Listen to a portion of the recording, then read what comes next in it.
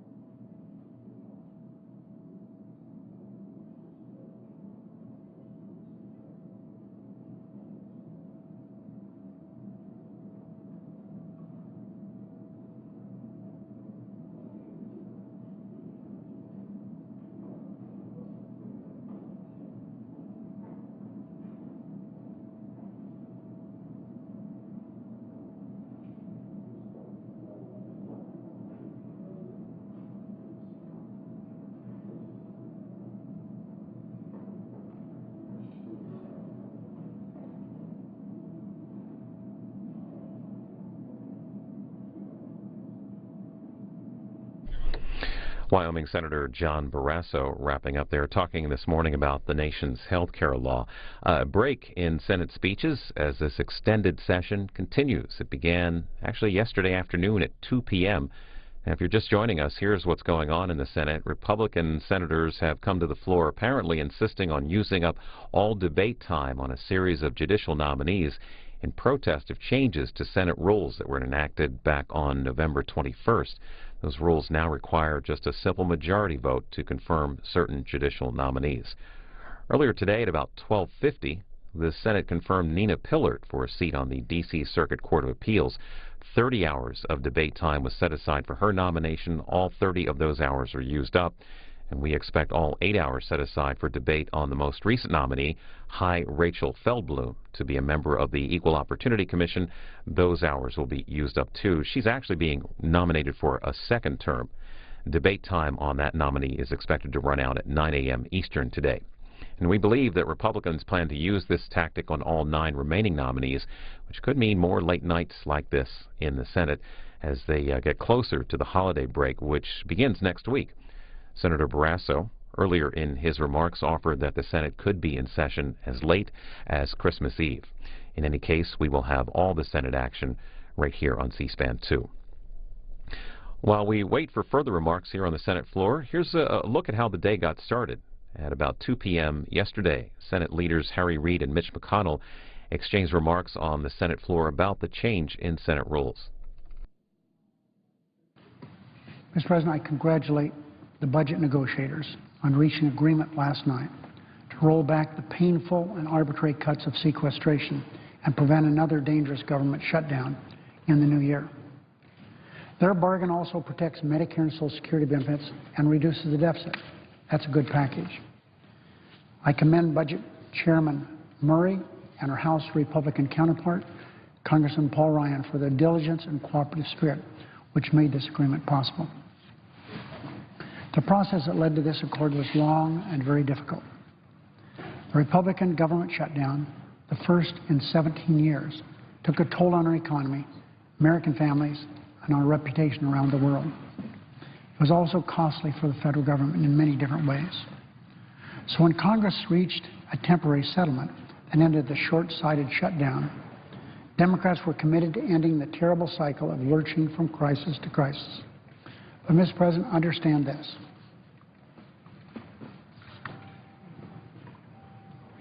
When this measure went to the House of Representatives, it passed here to keep open the government after 16 days, stop the government from defaulting on its debt for the first time in history.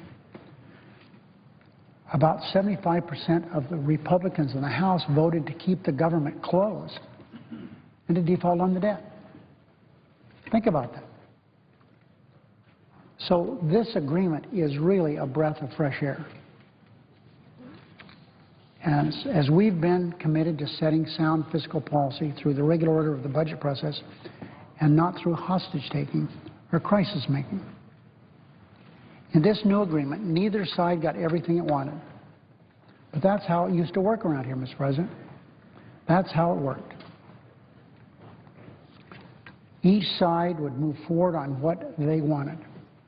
And they would recognize sometimes it was soon, sometimes it wasn't so soon, that the only way to work something out is to work together. That's what happened here. So, Mr. President, this is I repeat, a breath of fresh air for the country. But I also hope it's a view of the future. I hope it's a view of the future. For example, I believe, as many Democrats do, that an extension of emergency unemployment insurance should be included in this package. I'm very disappointed that the bills posted by the House last night do not include that. About 20,000 Nevadans who have been unemployed for more than 6 months, and more than 1 million people nationwide will lose their earned unemployment benefits at the end of this year, unless Congress acts. I'll stand up for those Americans who want to get back to work as soon as possible, but face a market where there's only 1 job opening for every 3 unemployed workers. That's why we're going to push here after the first of the year for an extension of unemployment insurance when the Senate convenes after the new year, as I will also work very hard to raise the minimum wage. It was stunning, Mr. President. There are reports all over the national media today, radio, television, all the print media, that the vast majority of Americans believe the minimum wage should be raised to $10 an hour. American people believe that if someone works for 40 hours, they shouldn't be on the rating as being poor. They should be able to support themselves and their family. But that isn't the way it is now. We need to raise the minimum wage, and there will be a sustained effort to do that when we come back. Mr. President, Democrats, led by Senator Murray, stood up for our party's priorities, protecting the middle class and growing the economy. But we were also ready and willing to compromise with our Republican counterparts. I admire Senator Murray for having proceeded forward along this line. But while both sides made concessions and sacrifices, I repeat, that's the nature of negotiation. And the point of conference committee is to work together to work out our differences. So to their credit, members of the conference committee considered every option, no matter how painful to their own political party. They rejected many, they rejected most. They were able to come together on enough revenue and enough cuts to come up with this pact that they have. Under the leadership of Chairman Murray, the committee crafted a 2-year bargain that charts a course for economic growth, maintains fiscal responsibility, and perhaps most importantly, averts another manufactured crisis that would undercut the economic process that we've made and the progress we've made these last 4 years. So I look forward to working with my colleagues on both sides of the aisle and both sides of the Capitol to pass this agreement. Last night we also filed, I shouldn't say we, last night the House filed a bill to ensure physicians are fairly compensated so Medicare patients can continue to see their doctors. It would be a shame if Medicare patients didn't have the ability to have a doctor. But this, unless we did this agreement, short-term as it is, physicians would receive a 27% cut in pay.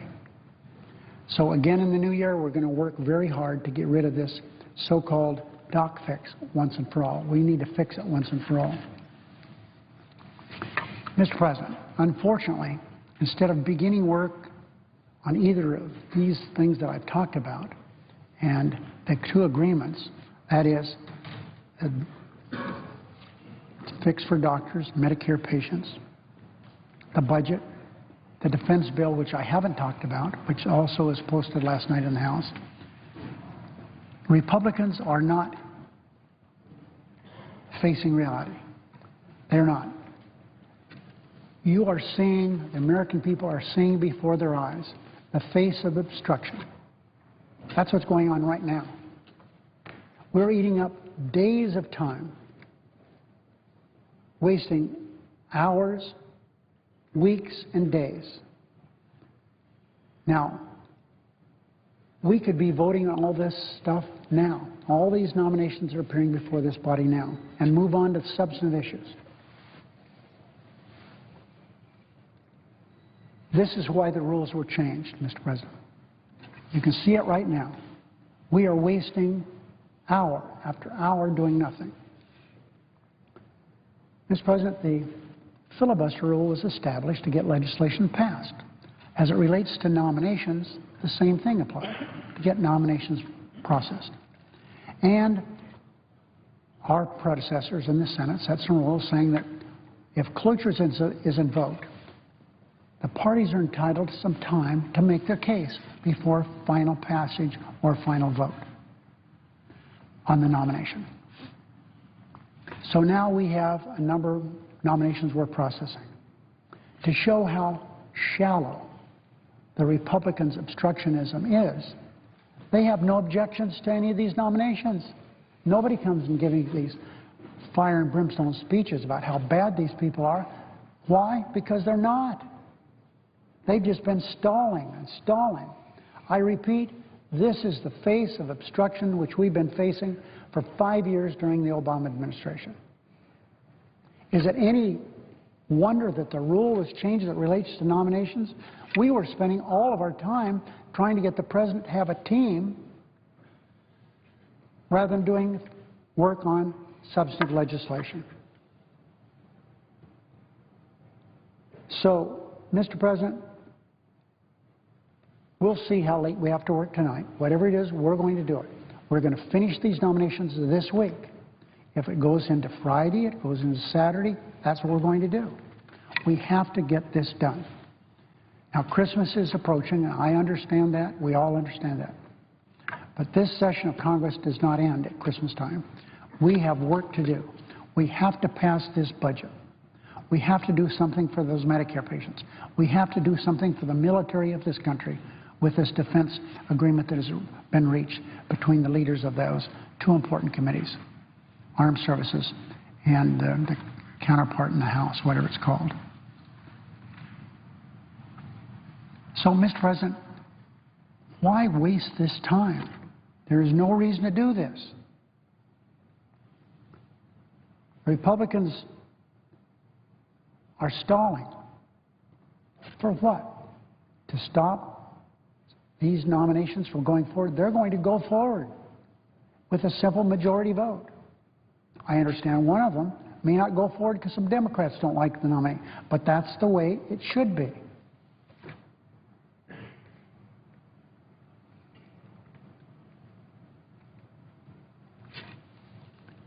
So we could confirm Nina Pillard right now.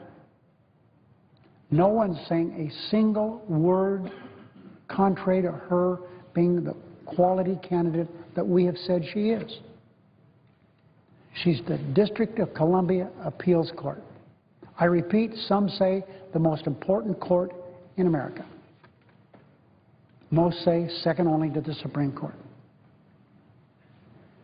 But instead, Republicans are insisting that we vote on her nomination many hours from now, after they've frittered away 30 hours of the Senate's time. There are no objections to her qualifications. The outcome of her vote is a foregone conclusion. So when people are around here complaining that they aren't home with their families at Christmas time, here is the reason. Republicans' obstruction. It's hard to imagine a more pointless exercise than spending hour after hour after hour waiting for a vote whose outcome we already know. Republicans insist on wasting time simply for the sake of wasting time. Is it any wonder, I repeat, that the rule was changed? Here is why. It's no wonder Americans overwhelmingly support the changes made to the rules last month in order to make the Senate work again. The Republicans' partisan sideshow is another example of the kind of blatant obstruction that has ground the Senate to a halt. The work of the Senate has come to a standstill over the last 5 years. Members should be aware that if Republicans start squandering the Senate's precious time, roll call votes are possible at any time this afternoon or this evening. It doesn't have to be like this. With just a little bit of cooperation, we could hold votes in a timely manner so we can move on with the business before us. Unfortunately, we cannot schedule votes without cooperation.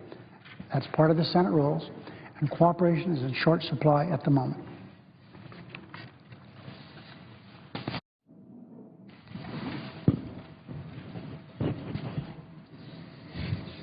Under the previous order, the leadership time is reserved. Under the previous order, the Senate will proceed to executive session to resume consideration of the following nomination, which the clerk will report.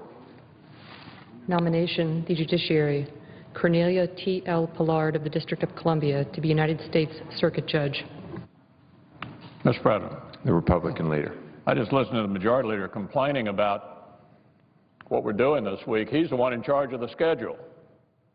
He's spending a week here on non-essential nominations, none of which are emergencies, all of which could be handled later.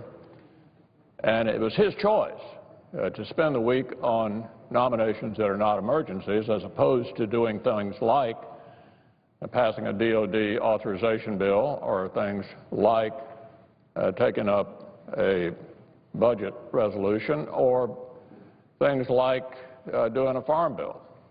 So the Majority Leader has a choice as to what we're going to spend time on, and he's chosen to spend this week on 10 nominations.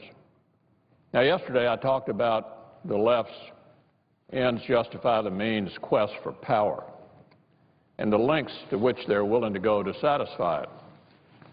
The Obama administration and its allies have done just about everything to get what they want, one way or the other, even fundamentally altering the contours of our democracy when they couldn't get their way by playing by the rules. We saw the culmination of that with the Majority Leader's power grab in the Senate last month. The real-world consequences of that power grab are most sharply illustrated by the very nominee before us, which I believe I heard the Majority Leader commenting on what a stellar nominee this person is. Well, Professor Pillard may be a fine person, but she's not someone who should receive a lifetime position on the second highest court in the land. She'll be confirmed, however, because of the Democratic majority's power grab a couple of weeks ago.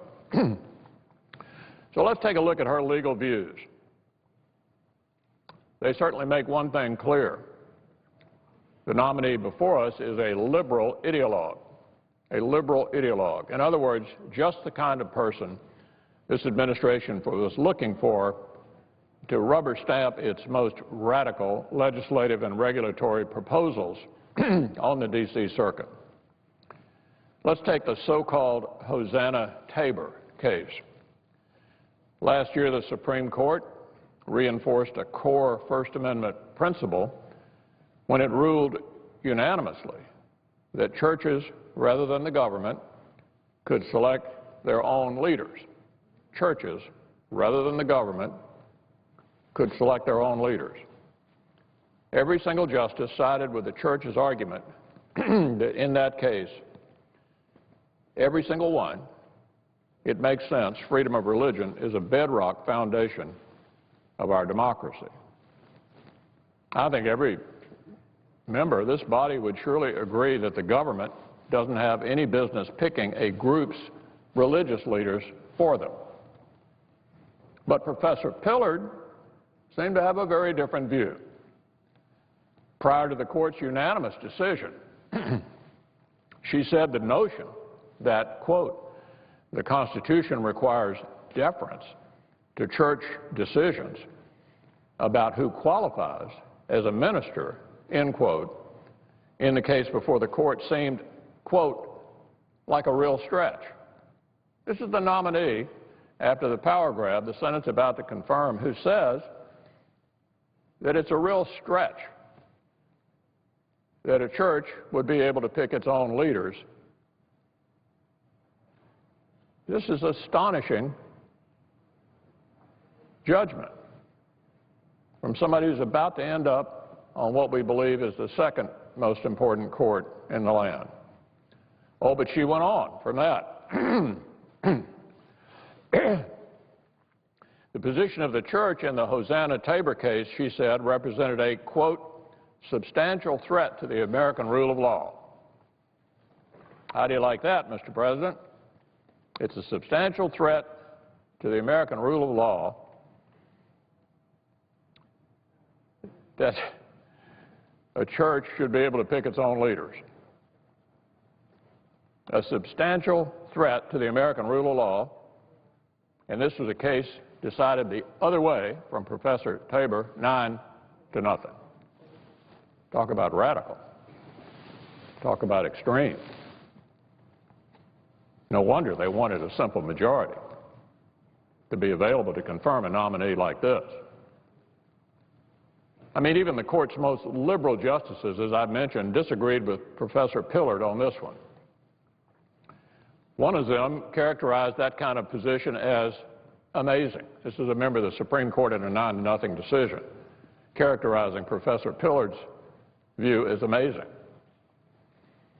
In other words, Professor Pillard must think that even the furthest left Supreme Court justice isn't far left enough for her. So you get the drift, Mr. President, where she is. Now, we rightly expect justices on our nation's highest courts to evaluate cases before them with a judge's even-handed mindset, not the absolutism of an ideologue. But just listen. Listen to the kinds of things Pillard has said. Professor Pillard has expressed sympathy with the idea that the rights of our Constitution, the same Constitution she would be charged with upholding, have, quote, just about run out, end quote. That's Professor Pillard on the Constitution. The rights of our Constitution have just about run out. And this necessitates a shift toward international law. A shift toward international law. Apparently she feels the U.S. Constitution is no longer adequate and need to rely on foreign law to determine what we do here in this country. Pillard has said that abortion, essentially without limits, without any limits at all, is necessary to avoid, quote, conscription into maternity, end quote. Conscription into maternity. And that even common sense laws many American men and women support serve to, quote, enforce incubation, end quote. She's referred to the types of ultrasound images that are now available to so many proud moms and dads to be as, quote, deceptive images, end quote. Ultrasound is a deceptive image, according to Professor Pillard, perpetrated by the, quote, anti-choice movement, end quote. In other words, she appears to think that proud moms and dads to be shouldn't believe their own eyes when they look at the images science has made increasingly available to us over the past few years. It's an understatement to say that these sorts of views are worrying for someone the President wants on our nation's, one of our nation's top courts. In short, Professor Pillard does not seem like a person with the mindset or the temperament of a judge. She seems like a person with the attitude and disposition of a left-wing academic, someone who seems to come to conclusions based on how well they support her own theories. Mr. President, judges are charged with fairly evaluating the law that is actually before them, not the law as they wish it to be. So I'll be voting against the Pillard nomination. It's important to keep this in mind as well. Nearly every single Democratic senator voted to enable the majority leader's power grab last month. Those senators are responsible for its consequences. That includes the confirmation of Ms. Pillard regardless of how they vote on her nomination. So I'd urge you to rethink the kind of nominees you bring to the floor moving forward, because now they're all yours. You're going to own every one of them. Simple majority, you own them. So, Mr. President, extremist nominees like Professor Pillard are the reason the President and Senate Democrats took the unprecedented step of going nuclear 2 weeks ago. They unilaterally changed more than 2 centuries of history and tradition and violated their own prior statements and commitments so nominees like this could rubber stamp the President's most left-wing agenda items. This is the playbook. Forget the rules. Forget checks and balances. And certainly forget the will of the American people. Do whatever it takes to get the President's agenda through. The other side of this, of course, is that Democrats are determined to change the subject from Obamacare. Anything to change the subject. We now know that this President engaged in a serial deception in order to get his signature health care bill enacted into law. The White House debated whether to tell the truth or not on whether folks would be able to keep the plans they have. And they decided not to tell the truth, a conscious decision to mislead the American people going back to 2009. Their view was the talking point was just too useful. They needed it in order to get what they wanted. So I'd probably be looking to change the topic too, if I were our friends on the other side of the aisle. Change the subject to Senate rules or nominees or anything else for that matter. The last thing the majority wants to talk about is Obamacare, because they own it 100%. Not a single Republican in the House or Senate voted for it. Every single Senate Democrat did. The problem is what Senate Democrats have done by going nuclear here in the Senate is really no different from what they did on Obamacare. Once again, they said one thing and did another. The majority leader said publicly and repeatedly he wouldn't break the rules, and then he did. He said he wouldn't break the rules, and then he did. As I said a couple of weeks back, he might as well have said, if you like your Senate rules, you can keep them. Well, here we are today. Here we are today, ready to watch Senate Democrats rubber stamp an extremely liberal nominee to a lifetime position. On a vote threshold, the majority leader, back when he was in the minority and supported minority rights in the Senate, said would be disastrous for our democracy. Exactly what the majority leader said when he was in my position, would be a disaster for our democracy. Anything it takes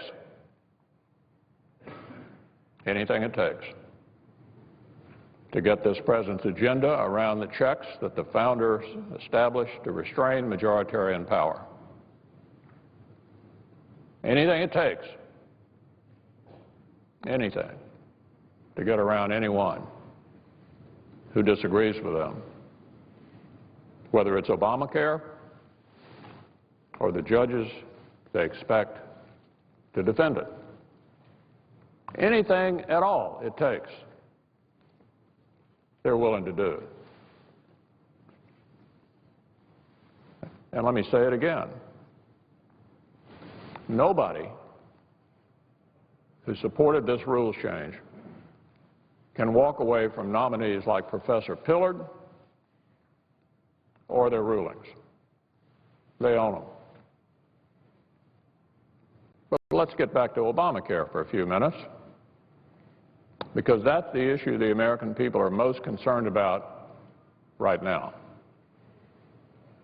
That's the issue the Democrats want to distract us from. The American people should know what the liberal playbook is here. The left believes that the president's agenda runs straight through the D.C. Circuit Court. The president's agenda runs straight through the D.C. Circuit Court. That's why they pressured Democrats to change the rules of the Senate to pack this court with folks like Professor Pillard. The goal here is actually twofold. First, let's say it grease the skids for an agenda that can't get through Congress, then build a firewall around it by packing the court with your ideological allies. That way, President, I'd ask unanimous consent that the quorum call be rescinded. Without objection, the quorum call is suspended. Mr. President, as we continue this week's vote-a-rama and executive branch nominations, I want to remind the American people how we got here today and what it means to the future of our great country and our system of government. Over the last 5 years, President Obama and his administration have repeatedly bent the law to serve their own purposes in a way that really, I think, is unprecedented in my experience.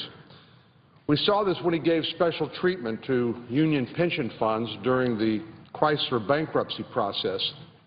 We saw it again during the Solyndra bankruptcy, and we saw it when President Obama unilaterally announced a moratorium on the enforcement of certain immigration laws. We saw it when the administration unilaterally issued waivers from the 1996 Welfare Reform Act and the 2002 No Child Left Behind law.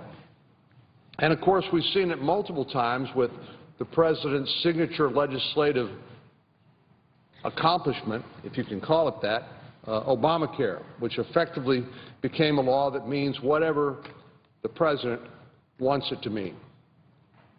Indeed, without any real legal authority, the administration has unilaterally delayed the employer mandate, unilaterally delayed the income verification required in the Obamacare exchanges.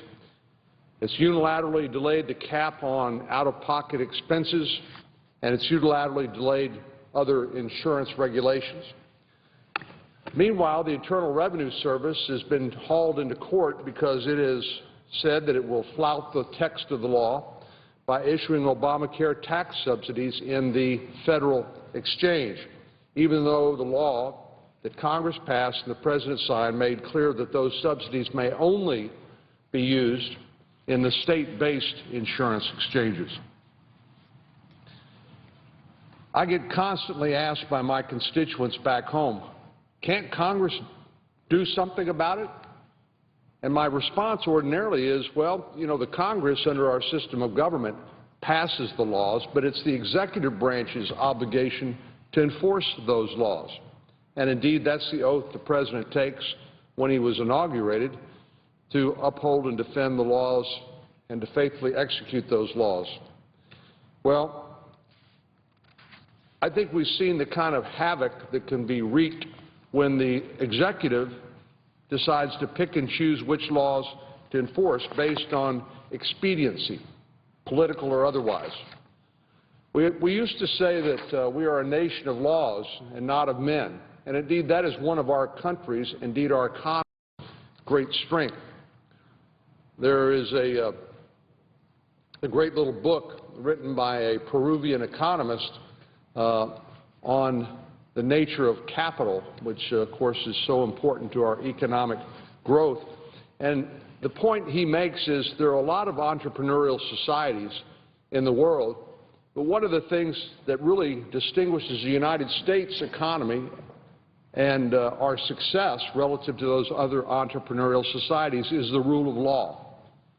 It's the things that, for example, that mean that when you invest your money in a piece of real estate or in a contract or in some other investment that you know with a reasonable certainty that that investment will be protected against arbitrary action by either government or some other person, which, if you think about it, really is one of the unique characteristics of the United States system of laws, because we know with reasonable certainty that if those rights are breached, if that investment is stolen, if it is nationalized by the federal government, you can go to court and seek compensation for that law-breaking. Well, if President Obama wanted to continue to legislate, and this time in effect from the White House, by changing the laws that Congress passed, he should have stayed in the Senate. But his responsibility, indeed his sacred oath, is to enforce the laws, even if those laws prove awkward or convenient. You know, one of the other important aspects of being a nation of laws is that if, in fact, it turns out that those laws prove inconvenient or awkward or undesirable for some reason, we have the capacity through the legislative process to change those laws. And then, in fact, that's sometimes referred to as a conversation or a dialogue that the branches of government have with one another. So if Congress passes a law that the President signs and then it's being implemented either by the executive branch or by administrative agencies that are part of the executive branch, and they turn out not to have the result that Congress thought they would have or the President thought they would have, the great thing about our system of government is we have the capacity to change those laws when they prove to have resulted in unintended consequences or when they prove inconvenient or awkward or otherwise undesirable. Now, I believe that notwithstanding the greatest hopes, and I would grant the good faith to those who actually thought Obamacare was going to work, it sounded pretty good. You know, the President said if you like what you have, you can keep it. And if you think your premiums are too high, the average family of four is going to see their premiums go down by $2,500. And if you like your doctor, you can keep your doctor. Well, all of that sounded pretty good, especially when you look at the public opinion polling back in 2009 when the President first started saying those kinds of things, because 90%, 88, 90% of the people polled said that they liked what they had. And so when the President said you could keep it, they said, okay, that's fine. I guess this is all about dealing with that 10 or 12% of people who had no coverage or had what they viewed as inadequate or otherwise undesirable coverage. So I understand that some people may have been lulled into this idea that, hey, this is the best thing that's happened in terms of health care delivery in a long time.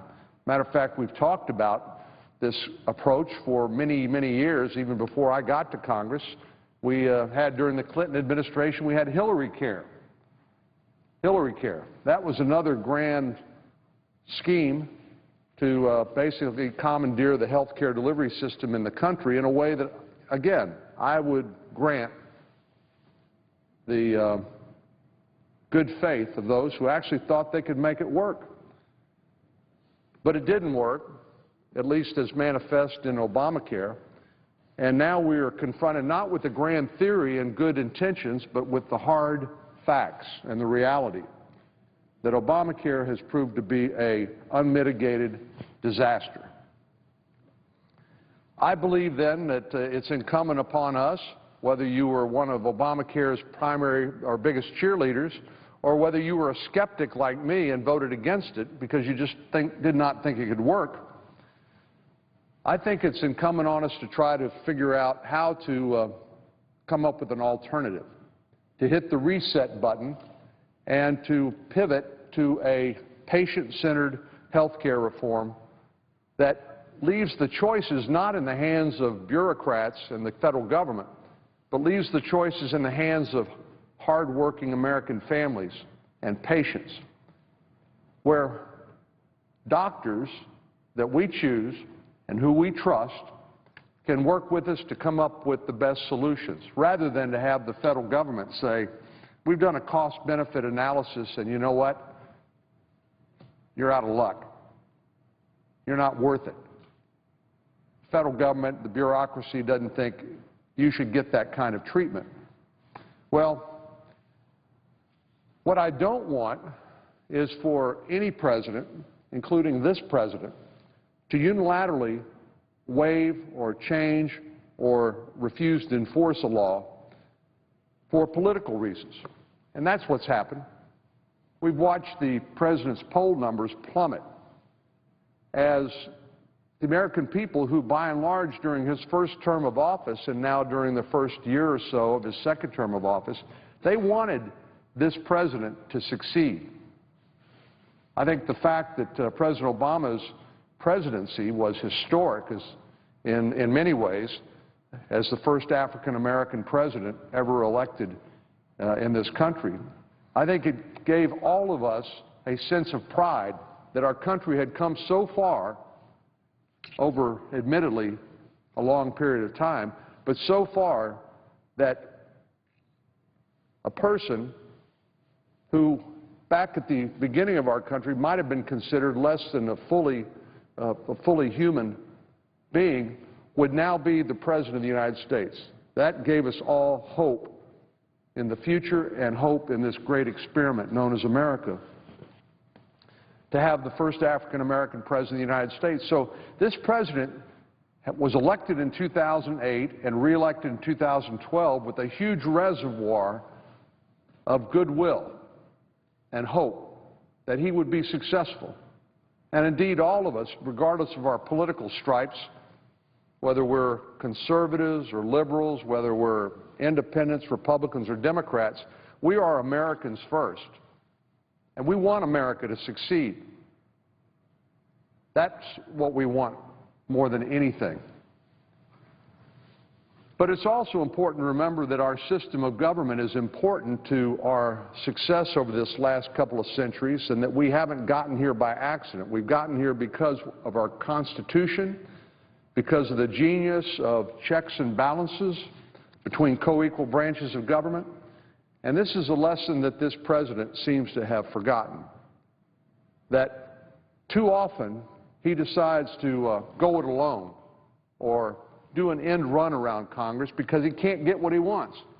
Well, we're not guaranteed, any of us, in political life or in life in general, to get everything we want. We know, particularly when it comes to legislation, things like health care reform, that nobody gets everything they want if, in fact, it's going to be a bipartisan product. But rather than attempting a bipartisan product, this president and our friends across the aisle decided to jam the American people and to jam the minority party in Congress and to pass a law which now they own lock, stock, and barrel. This was, again, I'm willing to concede the good faith and good intentions of those who thought this would work, but you know, now we've gotten from theory to evidence and experience, and we know it hadn't worked. Well, thankfully, we have in our three co-equal branches of government, we have not just the legislative branch that passes the laws and the executive branch that's supposed to enforce the laws. We have a third branch of government, and that's the judiciary. And they've done their part, but they're not through yet, to stop executive overreach and uphold the rule of law. You know, I've heard some of my colleagues say, well, the Supreme Court has upheld most of Obamacare, and it is the law of the land, as if it's somehow sacrosanct and it can never be changed. Well, that's just not true, at least not under our system of laws. As I've said to begin with, if we find that the laws that we've passed result in consequences that we did not intend, or we find out that the American people are dissatisfied with it, and it leads to undesirable results, then we can change it. And that's the way our system works. We're not bound forever by any law.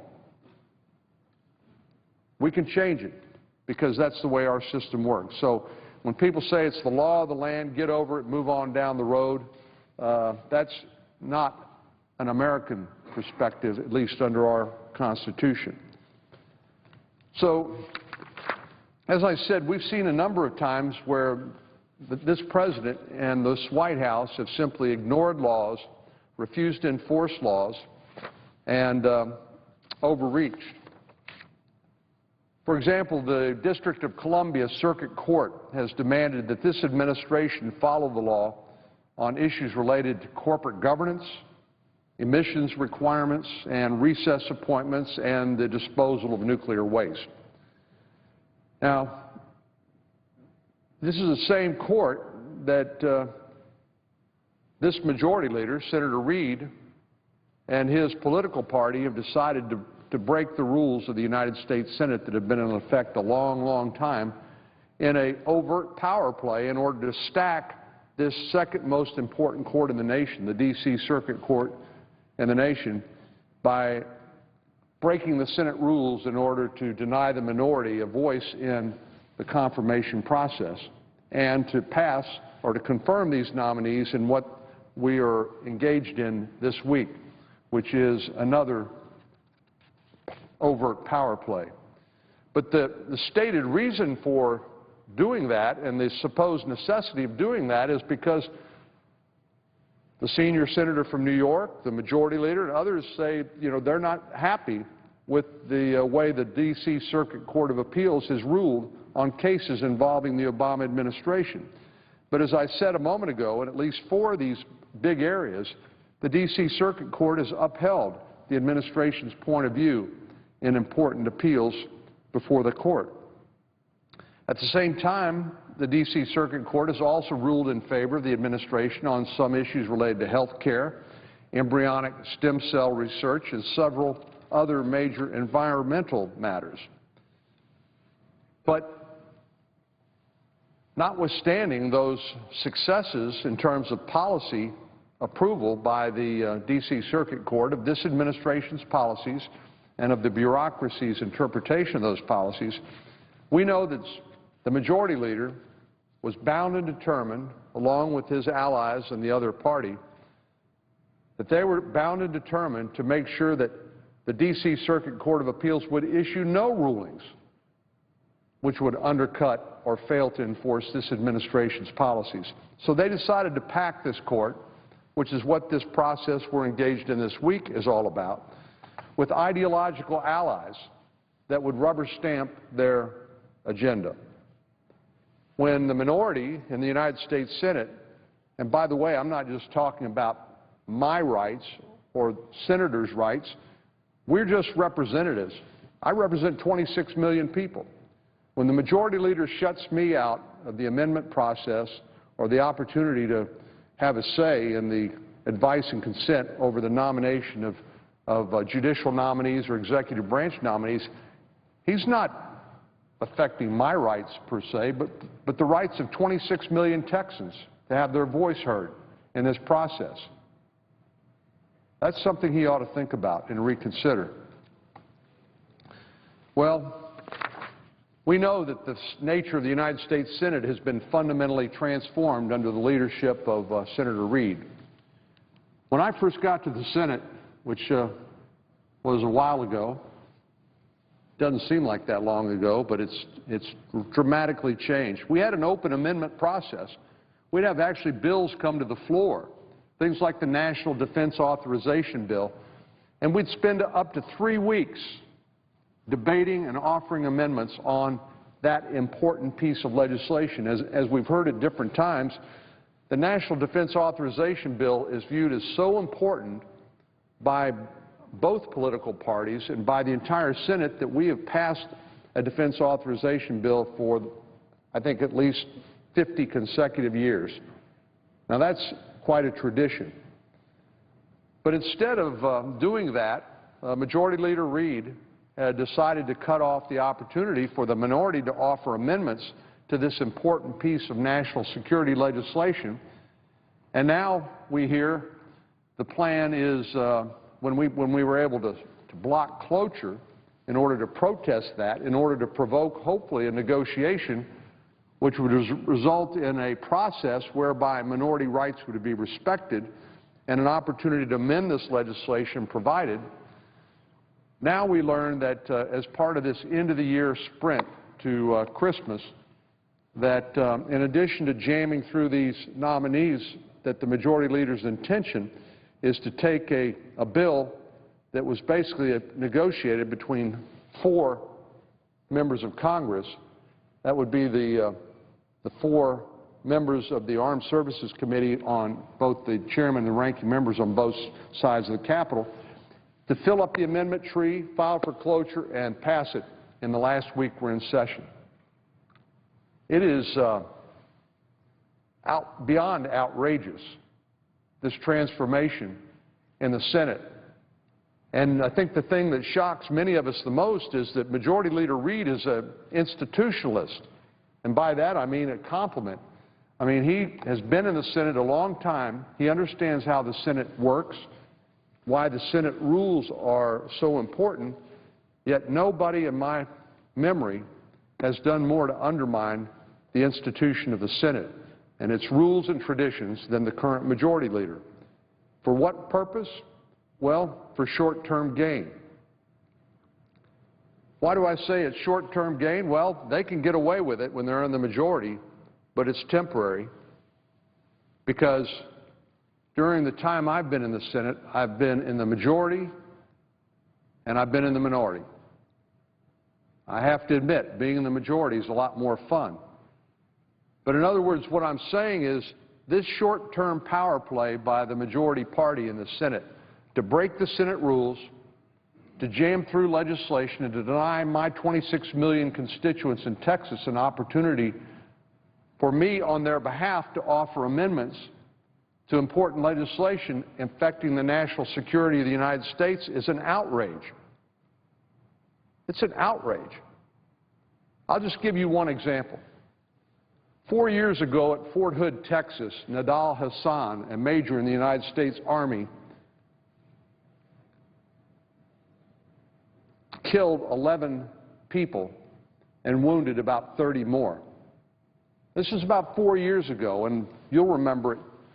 The reason why it took so long for him to be brought to justice, well, I'm not sure I understand exactly why. But there was some concern, and I shared, that if we identified this for what it truly was, which is a terrorist attack on our own soil, that it might undermine the fairness of his trial and give him some grounds to appeal and perhaps escape the just punishment for what he did. But Major Hassan, when there was initial review of what he did and evidence that he had shown absolutely clear signs of being radicalized and joining the fight of Islamic extremists against the United States of America, against his own government, that those were completely ignored by the military, by the Army, in an exercise of political correctness. And even though he stood up that day and he said, "Allahu Akbar, God is great," in the traditional cry of al-Qaeda and Islamic extremists and others who are bent on suicidal and homicidal acts, initially when that was reviewed, the conclusion by the political correct police here, when they reviewed it, was this is workplace violence. Workplace violence. In other words, they refused to call it what it was, which was a terrorist act on our own soil. I don't really understand why the reticence to identify it for what it is, because we all know we had at least one other major terrorist attack on our own soil on September the 11th, 2001, when 3,000 Americans were killed, more or less 3,000 Americans killed by one of the most horrific terrorist acts to occur in our lifetime, and hopefully ever will occur again. Well, after that, the Department of Defense decided to use its discretion to award the people who were injured or killed in that incident the recognition and benefits that they deserve under our laws, Purple Hearts and other death benefits. But when I and my colleagues on the other side of the Capitol, Congressman John Carter and Roger Williams, sponsored legislation to recognize that this attack at Fort Hood that cost the lives of 11 Americans, including 10 members of the United States military, and 30 more people were shot and injured, many of whom bear those wounds even today. When we filed legislation on the National Defense Authorization Bill, in order to amend that bill, in order to give that same recognition to these 11 Americans who lost their lives and the 30 more who were injured in that terrorist attack on that day at Fort Hood, Texas, in Killeen, Texas, some 4 years ago, that amendment has been shut out of this process. So don't be confused. This is not about denying me my rights as a United States Senator. This is about denying those 11 Americans who lost their lives that day justice, and the 30 more who survived that attack the benefits that they're entitled to by virtue of being a victim of a terrorist attack on our own soil, again. So there are real human consequences to the machinations of the majority leader and this revolutionary change in the nature of the United States Senate, where the rights of the minority to be heard and to offer legislation on behalf of our constituents that has such far-reaching impact are simply denied. Well, you know, in many ways, I think what we're experiencing this week and what we've experienced recently is an attempt to distract the American people from the train wreck known as Obamacare. If I had voted for the President's signature legislative proposal, and I was one of the Democrats who voted for it, since no Republican voted for it, I'd want to change the subject too.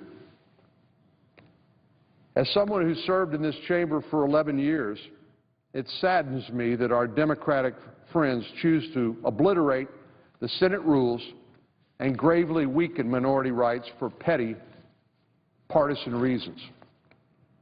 And again, it is so short-sighted, it is just unimaginable. You know, it is as if members of this body have attention deficit syndrome, where they're so focused on immediate gratification that they forget or they ignore the long-term consequences of this revolutionary change in what once was called the world's greatest deliberative body, which is no more the world's greatest deliberative body, at least not under this majority leader and under his rule-breaking regime. Over the years leading up to last month's showdown, the majority leader repeatedly promised not to use the nuclear option. And again, I know this is about process, and the American people sort of their eyes begin to glaze over as we talk about the internal process and operation of the United States Senate. But as I attempted to demonstrate a moment ago, they have real-world consequences. Tell that to the people back at Fort Hood who lost their family member in this terrible terrorist attack on our own soil committed by an American citizen wearing the uniform of the United States Army, where he joined the enemy, Islamic extremists, was radicalized by the same person who essentially tutored the underwear bomber who was arrested in Detroit, tried to blow up another airplane on that day. Those people are the ones who are suffering the negative impact of the majority leader's undermining of this institution? Well, the majority leader repeatedly promised not to use the nuclear option, but he broke that promise. You know, my experience in public life is, again, we all have different ideas about how to accomplish our goals to hopefully improve life for the American people. But one of the things that is even more important are the personal relationships between members of the Senate. There's a lot of good work that can get done when there is good faith and trust between members of the Senate. And indeed, those aren't the kinds of things that typically make their way into the newspaper or that people pay much attention to, because they're done quietly, behind the scenes, cooperatively, collaboratively. But when the majority leader, the leader of this institution, breaks his word repeatedly about undermining the Senate rules in a partisan power grab, it necessarily undermines the trust that has come to be so the important glue to this institution. And because it's important to this institution, it's important to the country. And when we learn that that trust is unjustified, that his promise is hollow and meaningless, well, it reminds me of another American who's made extravagant promises to the American people that were obviously false and could not and cannot be relied upon. And I'm talking about the President's promise in Obamacare that if you like what you have, you can keep it. You know, I saw a poll recently said 37% of the respondents in that poll believe that the President is honest and trustworthy. Now, I confess I didn't vote for this President, but he's still my President.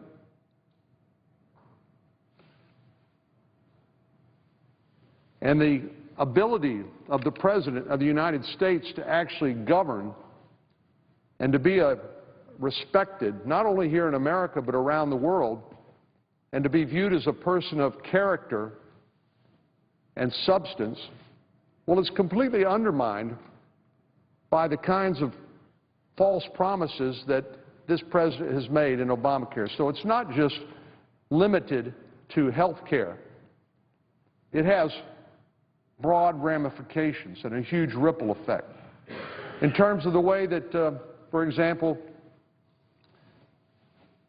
Bashar al-Assad in Syria views the President's red line on the use of chemical weapons. If Bashar al-Assad thinks that this President is not going to be honest or trustworthy in terms of his statements, then his threats of red lines simply will not be believed. Same thing in Tehran, where 19,000 centrifuges are spinning, enriching uranium in Iran's pursuit of nuclear weapons. A goal which, if achieved, and which is not too far off in the distant future, will destabilize the Middle East, will threaten not only a regional war but a larger conflict, because if Iran gets a nuclear weapon, Iran is not just any average nation state. It is a state sponsor of international terrorism in the form of Hezbollah and other support, particularly directed at our ally and friend, the nation of Israel.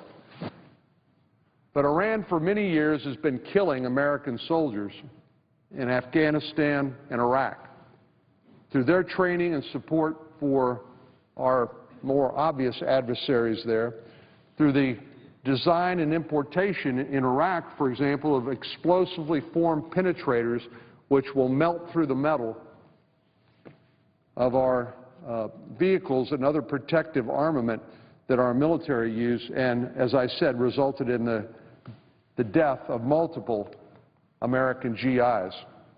So Iran is not our friend. And so when the President says this is another red line, well, our enemies can read our newspapers. They read the same polls we read. They see a president making false statements that cannot be relied upon, and it undermines his credibility when it comes to our enemies, people who want to wipe Israel off the face of the map. That can have very dangerous consequences, obviously, because when people don't believe that what America says through the voice and in the person of our commander-in-chief, the leader of the free world, it emboldens our enemies. They push the envelope in North Korea, in Iran, in Syria, and other places around the world. So, this is not a minor issue. When the President acts as if the law does not apply to him, and if the law means just what he says it will mean at any given moment, it's as if the law doesn't really matter, and his word cannot be trusted.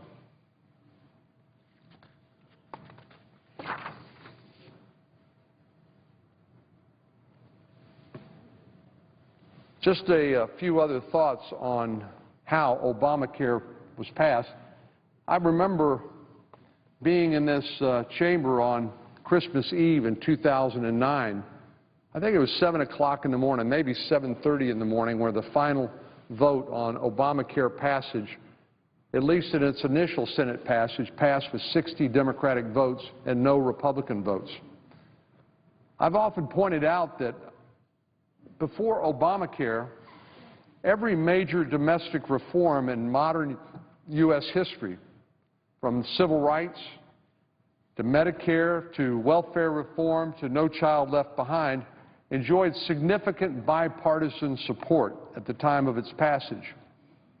Why is that important? Well, because Obamacare was a pure partisan power play. It was shoved through on a party line basis without a single Republican vote, and despite high levels of public opposition. I remember people were told that, well, we just haven't done a very good job of messaging, of explaining, or the longer people, when Obamacare is implemented, people will learn to love it. Well, we now know, again, that jamming through legislation which basically commandeers 1/6 of the American economy is a recipe for disaster. It's a bad way to pass any major law, let alone a measure that affects everyone in the country, because our health care delivery system affects every man, woman, and child in our country.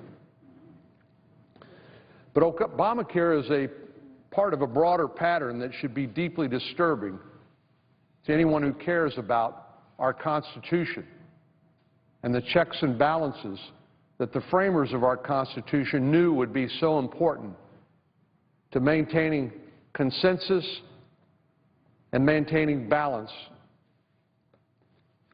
Today's Democratic leaders seem to believe that might makes right, and the inconvenient legislation can be swept aside by executive fiat. And that when the Senate rules prove to be an obstacle to obtaining what they want, like stacking the second most important court in the nation in order to be a rubber stamp for the bureaucracy's ideological zeal, well, they can sweep aside those rules too. So this debate is about far more than just policy differences. It's about respect for the rule of law and respect for our Constitution. It's about preventing the executive branch from running roughshod over Congress, and it's about safeguarding constitutional government.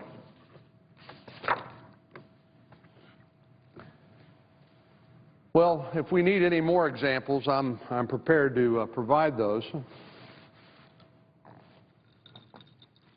About the Obama administration's abuse of power. We know the Obama administration showed contempt for the normal legislative process in a number of ways. When Congress refused to enforce card check for labor unions, the administration turned to unelected bureaucrats at the National Labor Relations Bureau, the NLRB. When Congress refused to, on a bipartisan basis, to pass cap-and-trade energy taxes, the administration turned to unelected bureaucrats at the Environmental Protection Agency. Indeed, now President Obama has authorized the EPA to regulate virtually every aspect of the American economy without congressional approval, even though the EPA itself has acknowledged that its proposed greenhouse gas rule would not have a notable impact on U.S. carbon dioxide emissions during the next decade.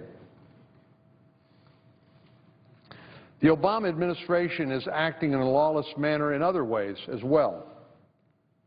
In early 2011, more than 2 years before the Supreme Court ruled on the Defense of Marriage Act, President Obama ordered his Justice Department to stop defending the law. Even though it was passed with an overwhelming bipartisan majority of Congress and signed into law by President Bill Clinton and broadly supported by the American people. Now, the right way to deal with that is not for the executive branch to refuse to enforce the law, but it's to come back to Congress and say, you know what, we think things have changed. Congress ought to reconsider. But rather than do that, the President decided to have the Justice Department refuse to enforce the very law that Bill Clinton signed. And then there's the Independent Payment Advisory Board. This is part of Obamacare, one that perhaps has one of the most pernicious impacts, because what it does is it puts unelected bureaucrats in charge of deciding whether your mother, your father, your grandmother, your grandfather, in other words, Medicare beneficiaries, whether they can get the health care that they need. How do they have an impact? Well, these 15 bureaucrats under this Obamacare-created bureaucracy will have the authority to decide what sort of health care that Medicare pays for. Now, this is just a way to ration access to care. So if IPAB, the Independent Payment Advisory Board, these 15 bureaucrats say, you know what, we think you're too old, we don't think it's worth it for you to get a hip replacement so you can walk, so you can be productive, so you can be mobile. We don't think it's worth it for you to get bypass surgery. We're not going to pay for it. The federal government will not pay for it, and so it will not be delivered. What's worse, that IPAB's recommended Medicare cuts automatically take effect unless a congressional supermajority votes to cut health care spending by an equivalent amount. Columnist George Will said, this is a travesty of constitutional lawmaking. An executive branch agency makes laws unless Congress acts to achieve the executive agency's aim. This is the Constitution turned on its head. Indeed, IPAB makes a mockery of our constitutional system of separation of powers, and it should be repealed immediately. Not only has the administration used unelected bureaucrats to sidestep the normal legislative process and disregarded the rule of law for transparently political or ideological reasons, it's also fostered a culture of deception and intimidation. One example is Operation Fast and Furious. Now, this has particular impact to my state, a big border state. You'll recall that Operation Fast and Furious was this boneheaded idea that the Bureau of Alcohol, Tobacco, and Firearms would actually allow weapons to go from American gun shops into the hands of the drug cartels without interdiction. I guess the idea was once they got in the hands of the cartels, we'd somehow trace them and know who the bad guys are, but it broke down along the way, and many of these guns were simply not recovered and no doubt have been used to kill many people in Mexico, but also an American citizen, Border Patrol Agent Brian Terry, 3 years ago. Well, Attorney General Holder, who's responsible administratively for the Bureau of Alcohol, Tobacco, and Firearms, repeatedly obstructed a congressional investigation into Fast and Furious, and his sworn testimony was repeatedly contradicted by the Justice Department itself, by their own memos. One DOJ official, a U.S. attorney in Arizona, tried to smear a whistleblower by leaking a private document. The Department of Justice's own Inspector General called this behavior inappropriate for a department employee and wholly unbefitting a U.S. attorney.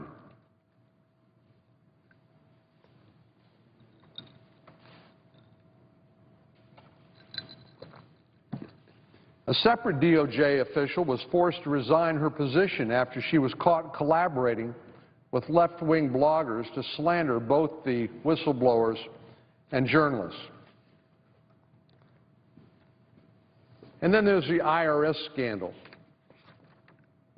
You know, it's almost hard to keep up with all of the scandals, but we can't let these get away from us because they're so important to get to the bottom of one of the most important governmental bodies in the U.S. government, and that's the Internal Revenue Service that, again, touches all our lives.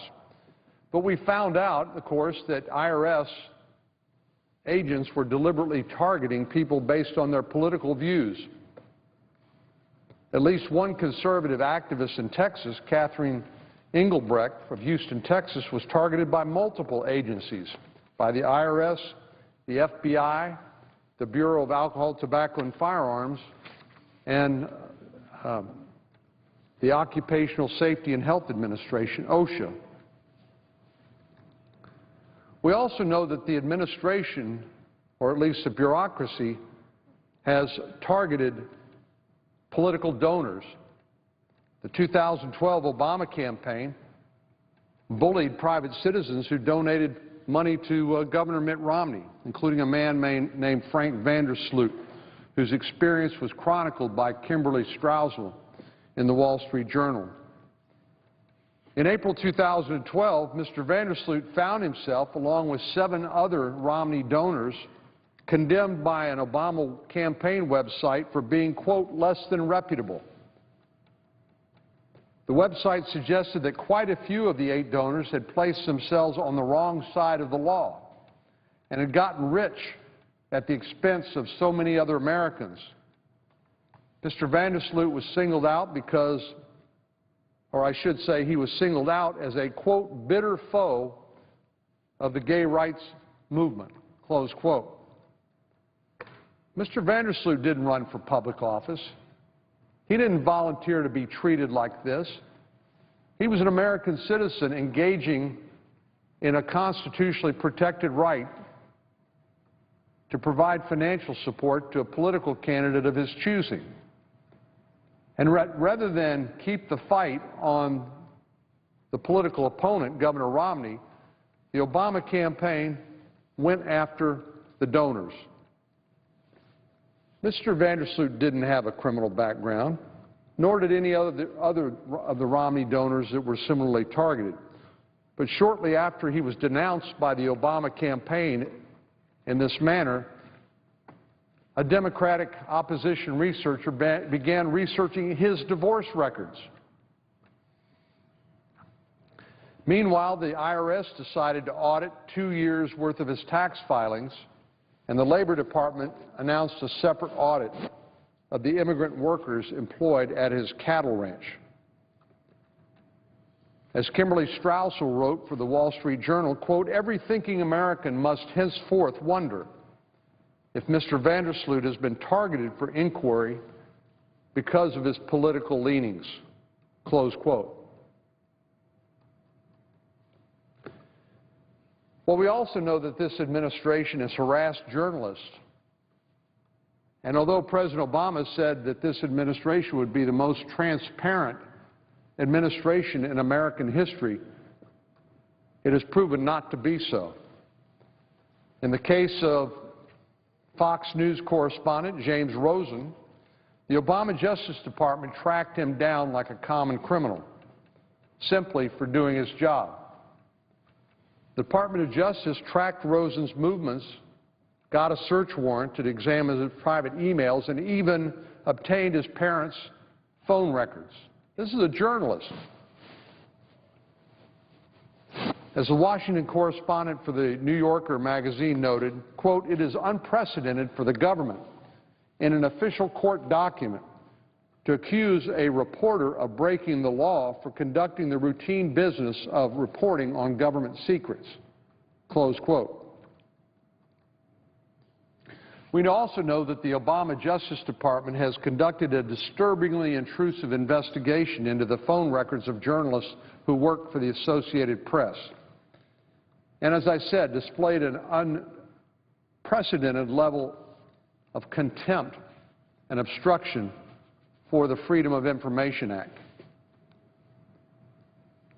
Washington lawyer Catherine Meyer has filed FOIA cases under 6 different administrations dating back into the late 1970s.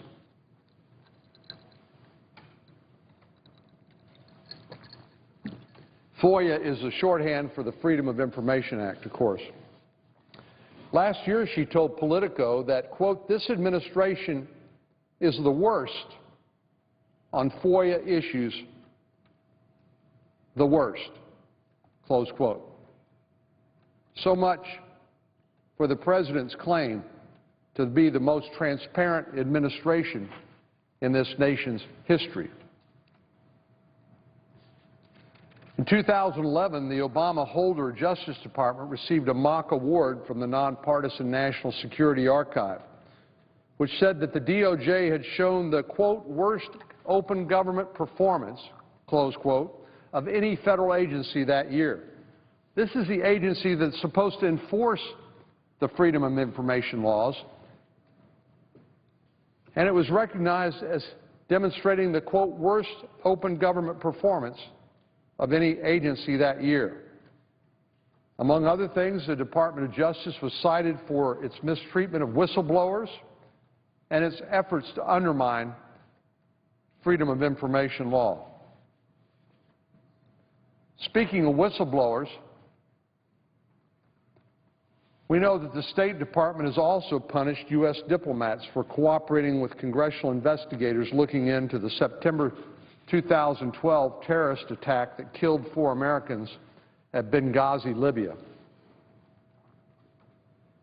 You know, this is so outrageous that it bears recall that Susan Rice, the President's UN ambassador, showed up at, on 5, I believe it was, Sunday morning talk shows and claimed that the attack at the American consulate in Benghazi that took the life of 4 Americans was precipitated by a video that was deemed to be disrespectful of the religion of Islam. Well, it turns out that that wasn't true, and for a long time the administration denied this was even a terrorist attack, something which it now acknowledges. But when people come forward, like the whistleblowers, diplomats that knew the ambassador and those who lost their lives on that terrible night in September 2012, then they're punished, not welcomed as truth tellers to get to the bottom of this terrible incident at Benghazi, Libya. And then we know the intimidation continued with Obamacare in 2010. Actually, this preceded the Benghazi intimidation. In 2010, various health care insurance companies began alerting their customers that Obamacare was going to force them to raise premiums. Now, this is back in 2010. Fast forward 2012, that's what has happened. So first of all, people saw the website was a problem. Now that's getting fixed. Now they're experiencing cancellations. And then there's the sticker shock where their premiums have gone up. And in 2010, when the insurance industry tried to tell their own customers, your premiums are going to go up because of this law, Kathleen Sebelius responded. The Secretary of Health and Human Services threatened to punish these companies and bar them from participating in the Obamacare exchanges. It's really quite remarkable. I think in any other context we would call this thuggery, intimidation, abuse of power. A few years later, we learned that Secretary Sebelius was shaking down private companies to help fund the implementation of Obamacare because Congress, believing it had been misled on so many instances regarding Obamacare, had refused funding. And then it's very disturbing to learn that the same IRS official who led the division that targeted people because of their political beliefs is now in charge of administering large portions of Obamacare. As I said a moment ago, one of the biggest casualties in all of this, particularly as it relates to the false promises of Obamacare, are the President's own credibility. You know, the other day I had a chance to speak on this topic, and I said Obamacare is the single biggest case of consumer fraud in American history. Anybody else, under any circumstance, would find themselves hauled into court and be called to account. If you were a private citizen or a private company, you'd be sued for money damages. You'd likely be put out of business because there'd be an injunction granted, or perhaps punitive damages. Well, when the President speaks on behalf of the United States, whether it's in domestic affairs like Obamacare or whether it's on international matters like the red line on chemical weapons in Syria or the red line on Iranian nuclear aspirations, it should count for something. But according to a new NBC Wall Street Journal poll, only 37% of Americans give President Obama a very good rating for, quote, being honest and straightforward. 37%. That compares with 63% in January of 2009. So the President's reputation for honesty went from 63% in January 2009 to 37% on December the 11th, 2013. Or at least that's the date the Wall Street Journal and NBC reported the results. Well, we know that when the President's approval ratings, particularly his approval rating for honesty and truthfulness, is damaged, all of those who trusted the President as he led them down the gangplank with the implementation of Obamacare are bound to get pretty nervous. Because while the President was able to move the actual implementation of Obamacare past his own re-election in 2012, I mean, this law was passed back in 2010. and that the President himself was able to avoid accountability by and large by pushing the implementation past his election in November 2010. But 2014 will be a midterm election. The President won't be on the ballot, but his allies will be, and people who trusted him as he told them, and he told the American people that you're going to be able to keep what you have if you like it, even though he knew it wasn't true. I mean, we know that back as far as 2010. Senator Mike Enzi led the effort to expand the grandfathering flexibility in the Health and Human Services rules, and that was defeated on a party line vote. All of our Democratic friends voted against expanding the flexibility of these grandfathering provisions back in 2010, when HHS and indeed the Congressional Budget Office estimated that as many as 78 million Americans on employer-provided plans would find that they were no longer able to keep their coverage either.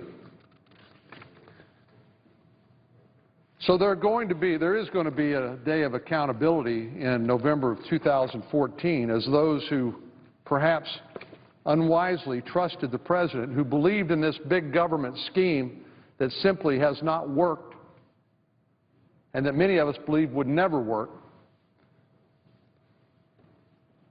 There will be a day of accountability. Well, Madam President, my hour has come and gone, and I see the senator from Oklahoma here on the floor. I would just say that in conclusion, I want to ask unanimous consent at the end of my remarks that a summary of stories from Texans who have been affected by Obamacare be made part of the record. I'd ask unanimous consent that following my oral remarks that those be made a part of the record. Without objection. And, Madam President, I would yield the floor. President. The senator from Oklahoma. Thank you. I enjoyed listening to my colleague from Texas.